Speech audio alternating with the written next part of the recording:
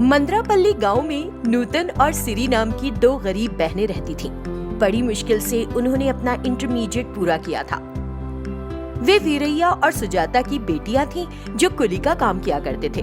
क्योंकि वे उन्हें higher education के लिए भेजने का बोझ नहीं उठा सकते थे, इसलिए वे घर पर रह रही थीं। सिरी, चलो कुछ काम करते हैं और अपने माँ बाप की मदद करते हैं, है ना?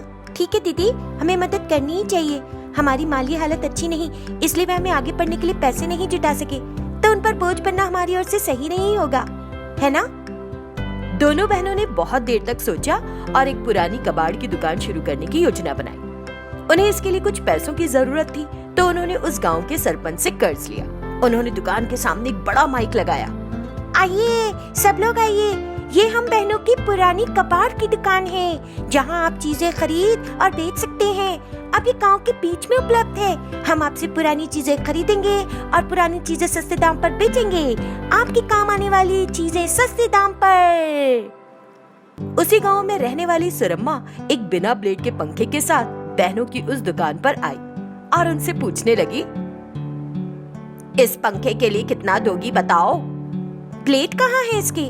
पिछली बार जब पुरान कबाड़ा वाला आया था तो मैंने उसे बेच दिए थे। अब इसके लिए तुम कितना दोगी ये बता दो बस। कोई ब्लेड नहीं है और करंट आने के लिए सर्किट है कि नहीं मुझे संदेह है, तो मैं आपको इसके लिए 50 रुपए से ज्यादा नहीं दे सकूंगी। बाकी आपकी अपनी इच्छा। ठीक है, 50 रुपए हैं तो भी दे दो। सिरी ने जैसे ही उसे पैसे दिए, सुरम्मा वहाँ से सरपट भाग गई। तब तक पपीहा एक पुरानी वॉशिंग मशीन लेकर उनकी दुकान पर आ गई।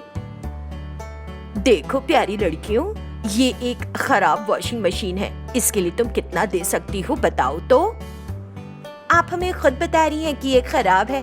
हम आपको 150 रुपए दे सकते हैं। अगर आप खुश नहीं हैं तो आप इसे वापस ले जाइए। पपीहा काकी। जब उसने वापस ले जाने की सुनी तो वो घबरा गई। बाप रे, फिर से मैं इसे वापस नहीं ले जा सकती हूँ। ठीक है, तुमने मुझे जो पैसा बताया है वही दे दो और इसे ले लो। बिना एक भी शब्द आगे बोले उन्होंने पपीहा को 150 रुपए दिए और उसे विदा कर दिया। ऐसे ही दिन ढलते जा रहे थे। वे 100 रुपए में कूलर, 100 रुपए में फ्रिज, 300 रुपए में पुरानी अलमारी खरीद रही थीं। अब वे उन चीजों को बेचना भी चाहती थी। एक दिन एक कंजूस आदमी पुलैया उन बहनों की कबाड़ की दुकान पर आया। यहाँ जरा देखो तुम बहनों, सुनो। हम किसकी तरफ देखें कंजूस पुलैया जी? और कहाँ, मेरी तरफ। करंट के बिना चलने वाला कोई पंखा है क्या तुम्हारे पास? जब उन्होंने सुना तो सिरी को एक विचार आया। है तो, लेकिन आप बड़े कंजूस हैं। आप 1000 रुपए भी नहीं देंगे, इसलिए नहीं हो पाएगा। 1000 रुपए? क्या ये ठीक से काम करेगा? हवा मिलेगी इससे?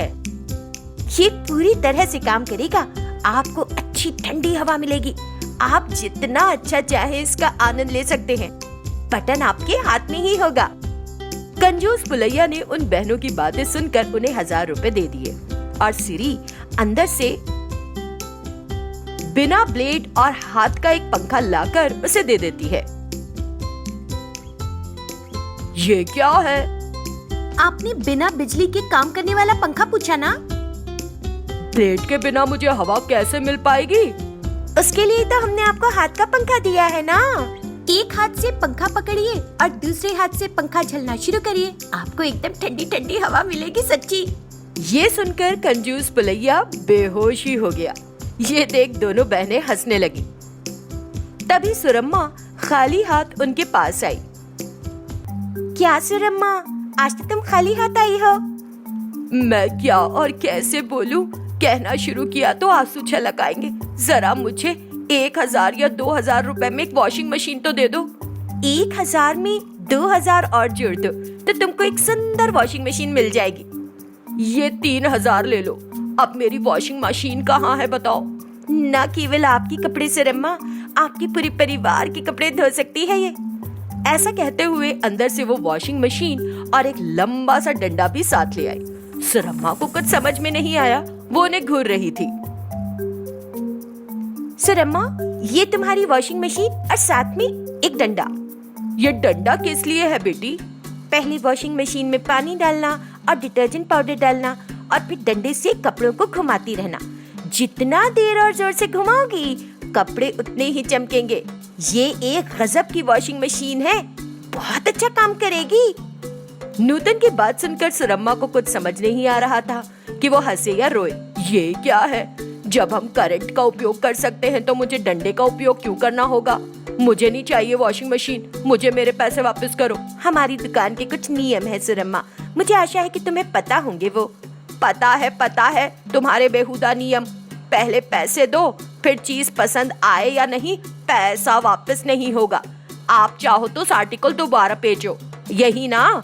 यही है तुम्हारे नियम। तो फिर कैसे सुरम्मा, आप तो हमसे पैसे मांग रही हो?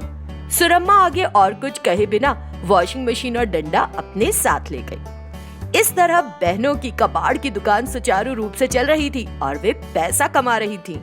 प्रज्ञापुर का रहने वाला सीनैया एक गरीब आदमी है। जिस दिन उसे काम मिलता वो काम पर चला जाता और जिस दिन काम नहीं होता तो वो अपनी माँ शारदा की देखभाल करता। वो एक बीमार महिला थी। उसे अपनी माँ को डॉक्टर को दिखाने में मुश्किल होती क्योंकि उसके पास पैसे नहीं होते थे। मुझे क्षमा करो माँ, ये बेटा आपको डॉक्टर के पास भी नहीं ले जा पा रहा है, क्या करूं मैं? बुरा मत मानो बेटा, निश्चित रूप से हमारे अच्छे दिन भी आएंगे और भगवान हमें एक न एक दिन रास्ता जरूर दिखाएंगे। क्या करूं बताओ माँ, मजदूरी का काम भी नियमित रूप से नहीं मिल पाता। कभी मिलता है, कभी नहीं मिलता। कम से कम रोज कुछ रकम मिल जाए तो अच्छा रहे, लेकिन मैं ऐसा कुछ भी नहीं ढूंढ पा रहा हूँ। वो अपनी माँ को बता रहा था और उदास महसूस कर रहा था।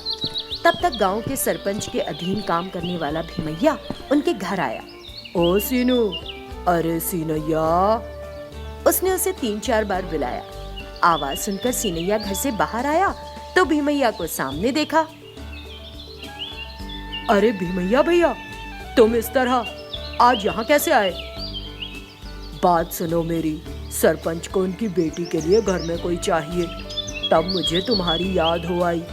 तनख्वाह थोड़ी कम होगी लेकिन नियमित रूप से काम और खाने के लिए खाना भी होगा, इसलिए मैंने तुमको याद किया और बात बताने आया। बोलो क्या कहते हो? मैं सरपंच से जरूर मिलूंगा भैया। सीनैया ने ऐसा कहा तो भीमैया वहाँ से चला गया। सीनैया ने तब अपनी माँ को सारी बात बताई। माँ डरते हुए कहने लगी, सीनैया, सरपंच एक अच्छे आदमी है लेकिन उनकी बेटी तो बहुत घमंडी है।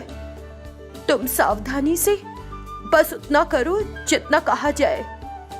ठीक है माँ। इतना कहकर वो घर से निकल गया और कुछ मिनट में ही सरपंच के घर पहुंच गया।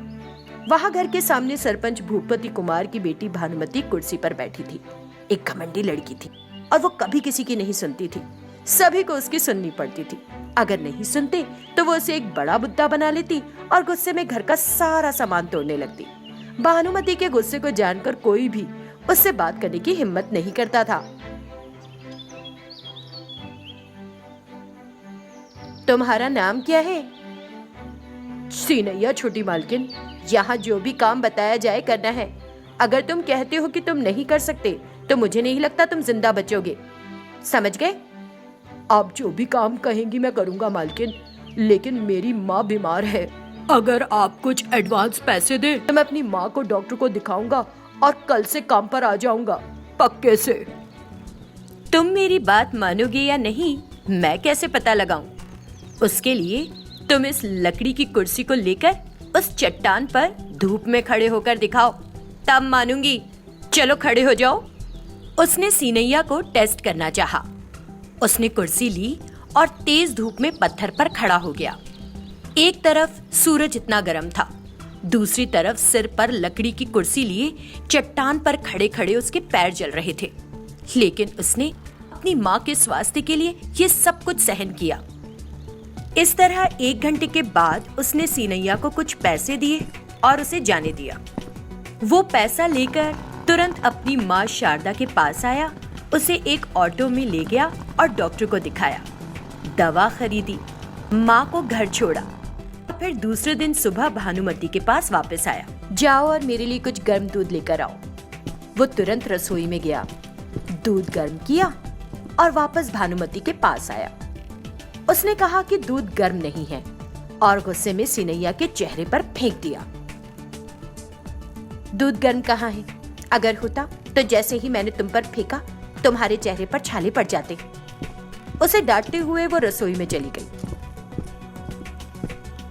गर्म दूध के कारण सीनैया का चेहरा जलने लगा और उसका चेहरा लाल पड़ गया। वो उसे अपना चेहरा नहीं दिखाना चाहता था, लेकिन भानुमति ने रसोई में जाकर कॉफी के कप तोड़ने शुरू कर दिए और फिर बोली, टूटे हुए टुकड़ों को जोड़ो और फिर मुझे उस कप में कुछ कॉफी लाओ। उसने कहा और वहां से चली गई।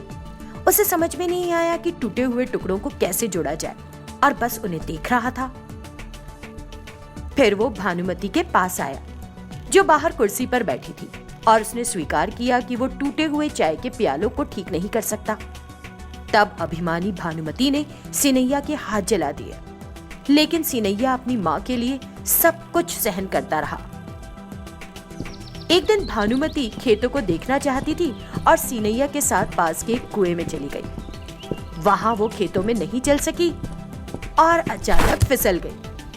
उसे अचानक फिसला देखकर सीनैया की हंसी छूट गई। हंसने पर उसने उसकी पीठ पर 50 कोड़े लगाए।